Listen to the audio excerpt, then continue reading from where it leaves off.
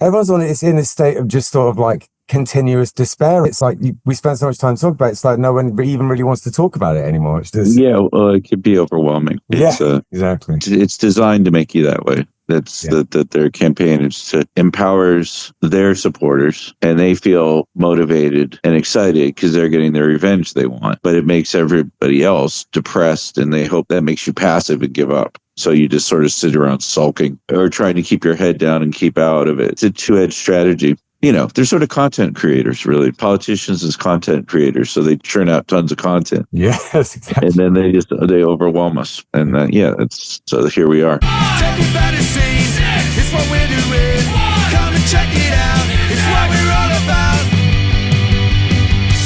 561 Music.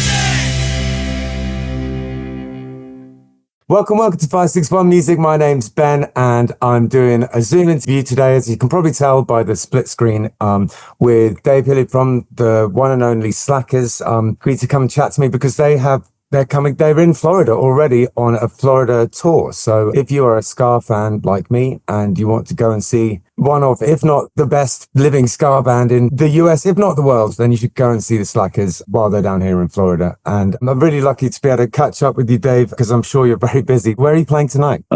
Let's see. The first gig is October 10th at Orpheum. Right. October 3rd, Sanford, Tuffy's Music Box. October 4th, West Palm Beach, Respectable Street. And October 5th, Bonita Springs at the Sugar Shack. Oh, very nice. The Sugar Shack has been doing a lot lately. A few of my friends have been playing there, and they have that. Are you going to record while you're there as well and do like a session and stuff? I'm not sure if there's going to be any recording of this one. I do know that they've sort of graduated from doing those porch sessions to actually having a venue. So it's it's been that's. Florida has like a pretty healthy reggae scene, and something I'm actually kind of curious about, which you would know more than me, is how does that intersect with ska and you as a ska band? Do you feel like you bridge that kind of divide between reggae and ska, or and do you think many bands do? And any thoughts on that kind of? Well, I'd say for us, because our original inspiration is the Jamaican ska, and then the early Jamaican reggae and rocksteady. And so, my heroes were, Roland Alfonso and Tommy McCook, and we had, mentors like Glenn Adams, who played with the Upsetters and the Wailers, was produced a lot of our early stuff. Yeah. And Larry McDonald has played percussion. Larry's been playing Jamaican music since 1957, and he was around even before ska. And he's like this seven slacker. So he played on most of our records. There's some Larry McDonald percussion on it, and he's currently the singer for the Scatolites. And so it's like I think we don't really look at them as separate music. Ska and reggae, they're all part of this larger Jamaican universe. And then we take those influences and we mix them with our American influences, the R&B and the jazz, and a lot of Latin influences, boogaloo and salsa, and there's something that rings very true and sort of authentic about the influences that clash in your music, because it sounds like, because a lot of early ska was influenced by those things, and exactly.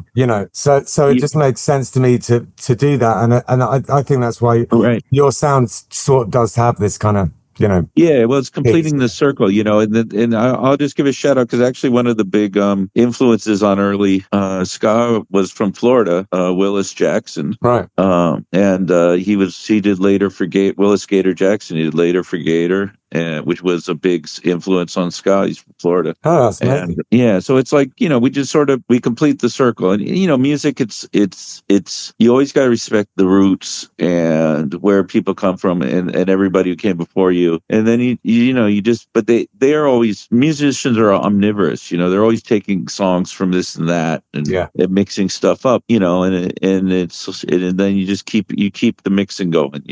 The mixing going. Well, you're preaching to the choir over here. That's exactly how I feel about it as well. And and it's how I feel about reggae and ska as well. I suppose less when I was sort of thinking about it in terms of any kind of divide, it was more just like 'cause there's a kind of like there's a scene difference there's just different people seem to like it from different directions. That's all I meant. Right. And I have done different things since I've been down here. And one of the things I did relatively recently was a kind of a trad ska type of a project that did some reggae as well, and it was actually well received by reggae fans down here. But yeah, it's a funny. I don't know. I just think about it sometimes. The fact that there's not more reggae fans at ska shows and vice versa. I mean, there is a sense that it's separate scenes, and often scenes get very tangential. You know what I mean? Yeah.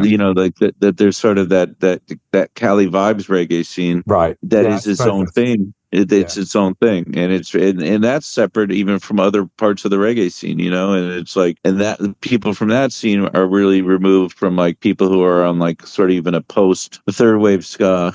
People. I personally hate calling waves myself. I'm anti wave theory, but there's like and it's people just get into different places musically, so that what gets called ska is everything from the Scatolites through to a band that's more on like a punk pop tip, but they have horn players, so it's called ska band.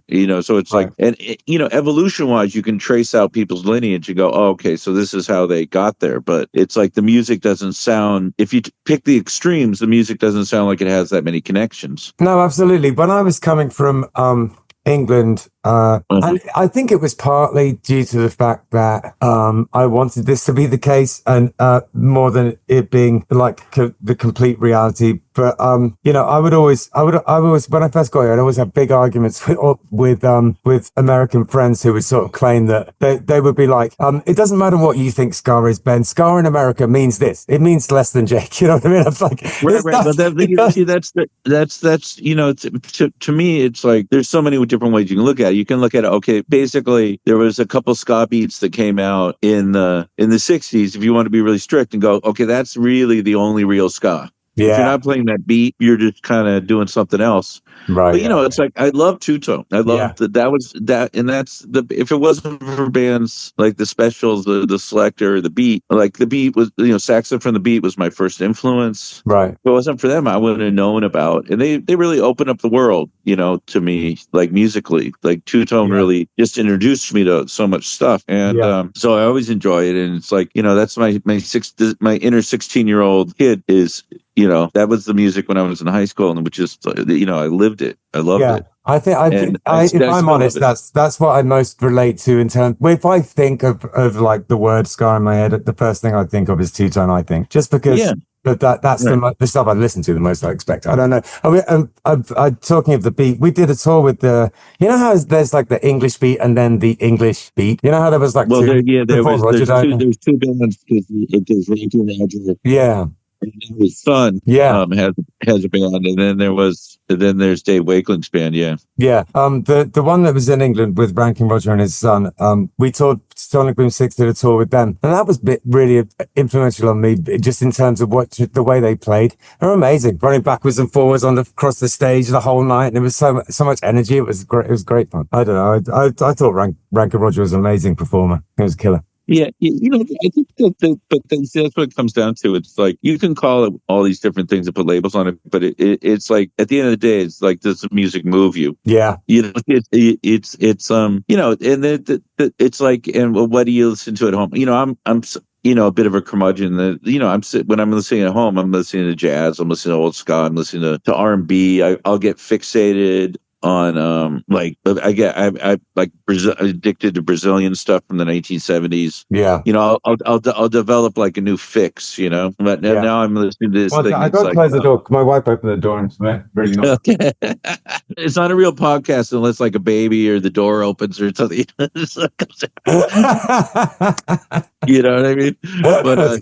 But yeah, it's like I'm into this like combos nacionales stuff from Panama right now, which is like Panamanian music from the 60s and 70s, and there were these eclectic groups where, because Panama has such an eclectic history, it's like they'll play anything from like ska, reggae, Latin, calypso, all kinds of R&B and soul, and it's just because because they like Panama is like this musical crossroads. So I love it when people take the elements of music and sort of put them back together in different ways. Yeah, and I recognize some of the pieces, but then they put it back in a way that didn't occur to me to do, and I'm like, oh, that's fucking great. 100% understand where you're coming from with that. And sometimes listening to you guys, I'll hear something in a context which makes me go, oh, that's where that came from, or something like that. It's like because you're playing it through in a bit more of an R&B way, or playing it in a bit more of a calypso way, and then certain elements from the original song stand out more than others, and you're like, oh, okay, it starts to make sense. I find it very interesting how it all came together, and how it all comes together. And every now and again, I'll learn something about it. Just like things like, the fact that there were horn sections, because a lot of these guys were playing in hotels, in like sort of like bands for hotels and stuff. And so they, and they used to dress smart for that. And so, suits kind of trickled into it. And they were trained to play a lot of this kind of, a lot of the popular music at the time that just kind of like dribbled into the music. And there's there's a lot when it gets out, there is a lot to ska to learn. And it just goes out in different directions like that. It's fascinating. Yeah, exactly. I mean, I'm always still amazed at how much was recorded in the 60s. Yeah.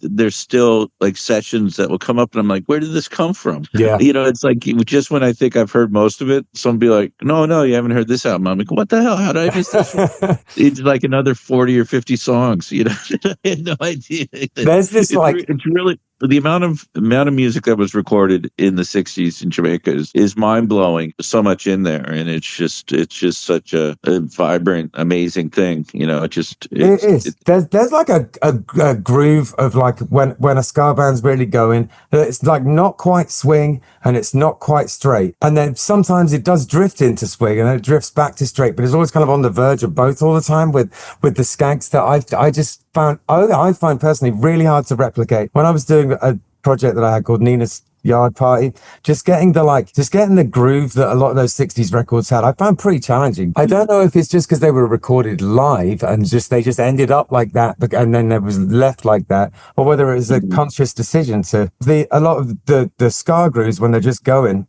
with the skanking guitar. It's like I'll sit there and be listening to it. I'm like, is it swinging right now? And I'll be like, oh yeah, it is. And then I'll be like, but only just. And I go, oh no, it isn't. And it seems to drift in between. Well, ska is that funny music because it sort of rides the edge of the swing. Yeah, it's so cool. And that's what makes it great. And it's actually, I think, like that thing is harder to play than because it is sort of a weird swinging yet not swinging. Yeah. And it's like sometimes it is, and sometimes it's like it drifts more and less. To sort of get that little subtlety of it is really hard, and a lot of drummers have trouble doing that. Yeah, it's in some ways it's reggae. If you just tighten down the hi-hat and really hit the 2 and the 4 strong, it's like it's a little easier for like somebody from a rock background to play. Right, yeah. But it's like if you have like a rock background to sort of get that swing yet not swing. Yeah. It's that can be tricky for people. Totally. So let's talk a little bit about the record you brought out just recently. Your new single. It's a cover. It's Money is King. Yeah. Tell us a little bit about that real quick. Yeah, it's a song from 1935.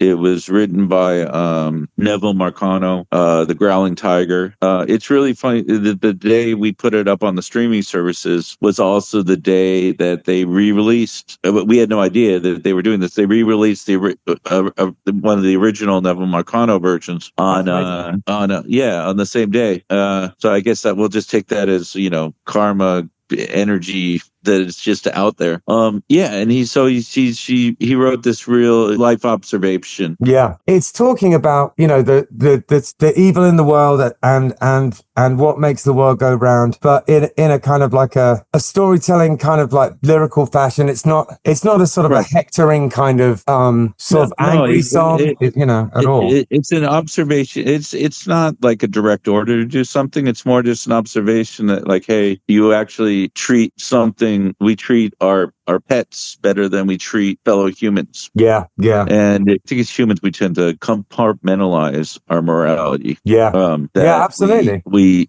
sort of group the world into us and them, and then we don't extend our full morality to everybody. Yeah. And it's a shame, and that's what sort of the song is calling you out on, that we should take care of each other better. And it's just an observation of like the absurdity of things when you only accept, wealth as if wealth equals power, and then when you have things, you have a responsibility to share them. Yeah. And if you get things in life, it's not that because we're, at the end of the day, we're not all the same. And in terms of wealth, but we are all the same in terms of being human and having a certain dignity that should be respected. And it's everybody, and so we should definitely, it's like if you have something, then your responsibility is to make sure that it's not to hoard it for yourself.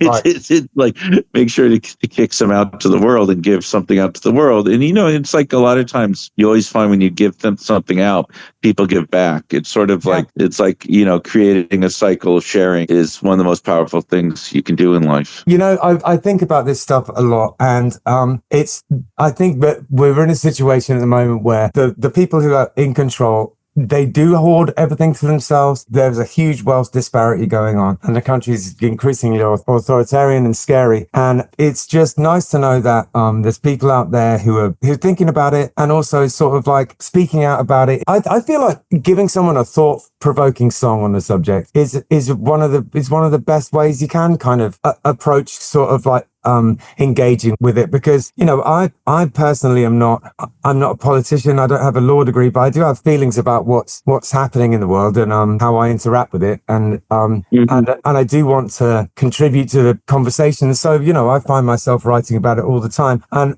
something which occasionally annoys me is when people say that music should never really kind of go anywhere near politics, or I think music and politics are they're intertwined. And I mean, if you look at the fundamental of politics is just the process of power, and if you don't want to be involved in politics, then you're giving up your power.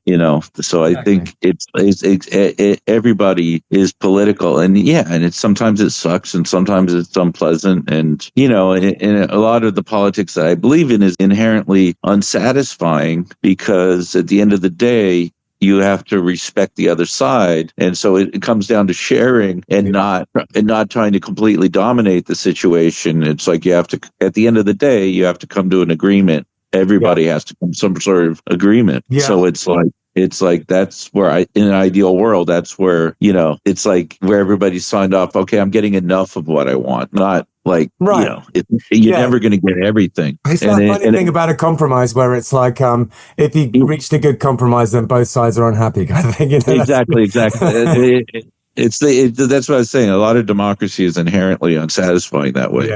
Yeah. Because and then and of course in a democracy too, it's like if it's functioning, then okay, so you come up with this compromise, and then guess what? Tomorrow you get to do it all over again, because it's like a constant process. So it's unsatisfying and exhausting. But I think that's my ideal process. I think it's imperfect, but really more perfect than any other way of approaching exactly. And that's exactly how I feel. And it's the thing with music is it's like if you can put some joy behind it, it's like you put emotions behind it. I mean, there's obviously anger in it, but there's also joy. And I think that's like the thing that I liked about the original Neville Marcano Growling Tiger version of Money is King, is that it has this playfulness. And, I encourage everybody to go listen, this on Spotify and streaming and Apple Music and stuff. You can just look it up. It's really good. I mean, it's really, sophisticated music, and it's like really his thought process. He's just a great writer, because he has that combination of like, you're upset about it, but he also has joy, and he's pointing out an injustice, but with a bit of a playful, still maintaining some sort of playfulness to it, even if it's like, gallows humor or something. So that's like, as musicians, it's like sort of, that's our job, Yeah, there's something of it, like the Titanic band playing as the Titanic goes down. Right. But it's also sort of to have some, it's like to have like a bunch of emotions together and hopefully inspire people, or even just let people know that other people are thinking the same things you are. Yeah. In like, oh man, I've always felt that, but I didn't, I never heard it said that way. You know what I'm saying? It's like 100%. And as a musician, it gives me like sort of a bit of hope, and so that there's other people out there kind of doing things like this, because I feel like, okay, that, they're doing it, everyone likes it, they're fine, no one's like, okay, so I'm going to carry on doing it as well. I don't know, it's hard for me to explain, but I feel like if there's musicians out there singing about things that are going on in the world that they're unhappy about, and no one's dragging them off to jail, then we don't, it's not the end times just yet, so it's nice to see there's other people out there yeah, we'll see how that goes, right? Yeah, I know. Yeah, exactly. I know. Yeah, I think about that. I think about that sometimes at 3:00 in the morning. Right. Yeah, sure. No, but I mean, I think that's the state of the world. It's like everybody's really stressed right now. Yeah. And yeah, so that's and sometimes you just want a beat or an escapist kind of thing, like some like drinking songs or whatever, just like, escapism or whatever. There's but then, there's always like a good song. It always, a little truth comes out, even if you think it's a complete party song, then you're like, wait a minute. Then there's like that one vocal line, you're like, huh. Yeah. What's that about? I got to say that might be the most effective use of kind of commentary, is when it sneaks up on you like that. Yeah. And I feel like some of the biggest life lessons I've ever learned have been in novels rather than factual books, because you'll be engulfed in a story and then all of a sudden something will come in from left field and get stuck in your head with some fact or other, or a way of seeing the world. Yeah. Exactly. It's like we deal in like possibility and plausibility. Yeah. It's like, and that's what books and music, we open them up to, like something that's that's possible and plausible. It's like when you hear somebody doing it or writing it in a novel, it opens up what's possible and what's plausible. Yeah. And it's like, I think that happens with music. It basically, like a band like the Wailers, it's like in some ways they're one of the best soul funk bands. Yeah. Ever, Yeah, and that was at least half of where their brains was like, oh, soul and funk, and this is like American stuff, but we're doing it with this profound Jamaican influence too, so it comes out like a real. And when somebody does it, that they show you what's like, they make it plausible by doing it. And they show you what's possible, mixing together all this music, and so then it becomes inspirational. It's 100%, like and that was a great example. The Wailers are exactly that. Talking about something that created a mold. Wow, they created a whole section. It's crazy. Yeah, exactly. And so it just creates, and that's why I always get excited. And then if I see somebody, oh wow, that's great. And sometimes it takes somebody to connect the dots. Yeah. In your brain for you. Like even like the Two-Tone guys did it with mixing punk and ska and reggae and creating a new sound that was sort of like the sound of a generation in England, Yeah. And it's the Clash did the same sort of thing, It's like they connected the dots and made the connections and absolutely. I know my band Sonic Boom 6 was trying to do the same thing with dance music, but I don't think it wasn't quite as popular. It was okay. Yeah. Well, there's always unsuccessful experiments, but I'm always fascinated by that too.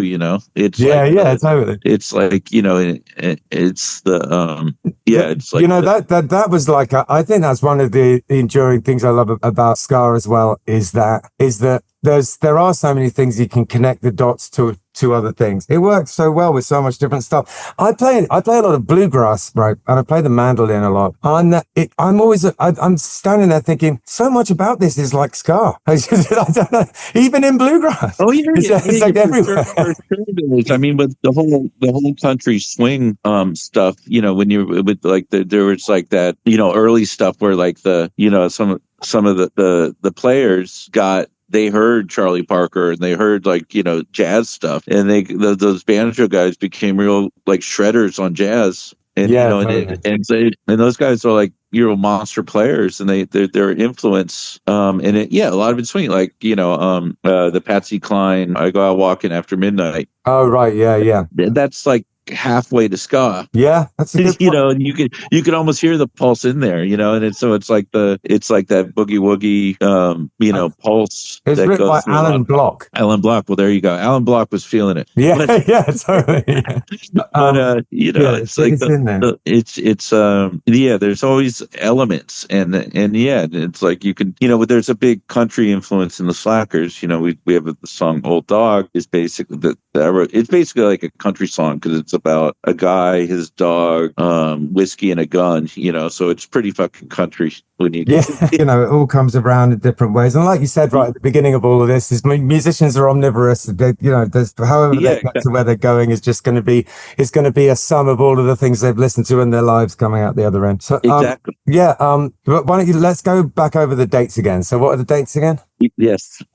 October 2nd, Tampa, Orpheum. October 3rd, Sanford, Tuffy's Music Box. October 4th is West Palm Beach, Respectable Street. Yeah. And October 5th, Bonita Springs, Sugar Shack. Nice one. Yeah, October 4th gig is where, that's basically where I live, is in West Palm Beach. And Respectable Street's a great venue. I have a gig that night, which is just eating me up. I really want to come to that show. So I'm just upset that you you're a musician who has your own gigs. I wish I was going to be that. I should have the only gigs. If you have an option of going to my gig or going to the Slackers gig, go and see the Slackers. They're an amazing band. They're not in town. They're not in town that very often, although they do come to Florida comparatively often, which we're very thankful for and lucky for. But yeah, so go and see the Slackers. I wish more bands came to Florida. I know it's a bit of a trek to get that 5 hours, you know, from Atlanta is just a pain in the ass, but a lot of people don't. Well, it's the geography because naturally it's an endpoint because it's a peninsula. Yeah.